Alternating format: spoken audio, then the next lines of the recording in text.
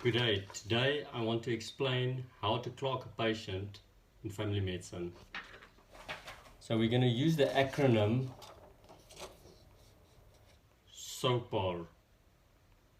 I'm sure all of you have heard of SOAP, the Subjective Objective Assessment and Plan, but here we add A3 for the 3-stage assessment, P4 is the plan for that 3-stage assessment, plus special investigations, and R for review, SOAPR.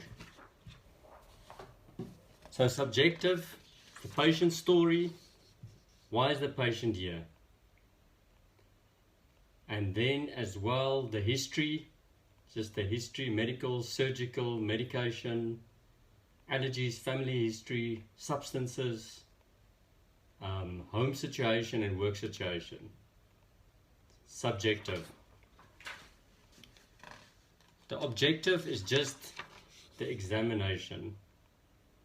So we're going to talk about that in detail in another video.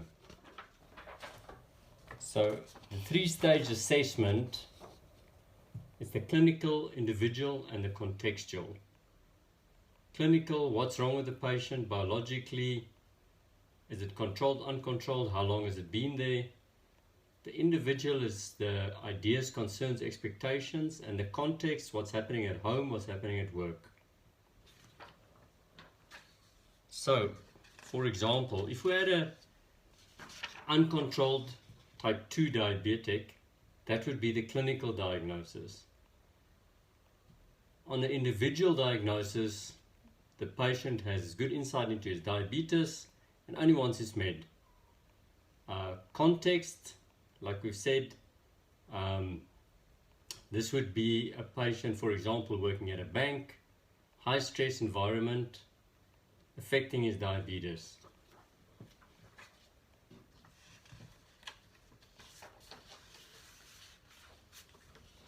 So when it comes to the plan,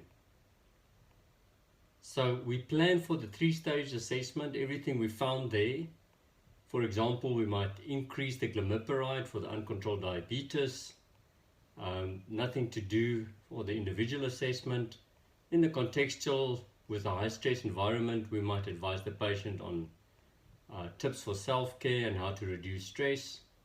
And then for special investigations, annual bloods. The last point, like we said, is the review. This is what you do for the clinician that's going to follow up the patient after you. So you give the patient a follow-up date, and then with clear instructions for the clinician that's going to see the patient after you. For example, this patient needs a foot exam, needs an eye exam, and you need to check the results of the bloods. Thank you very much.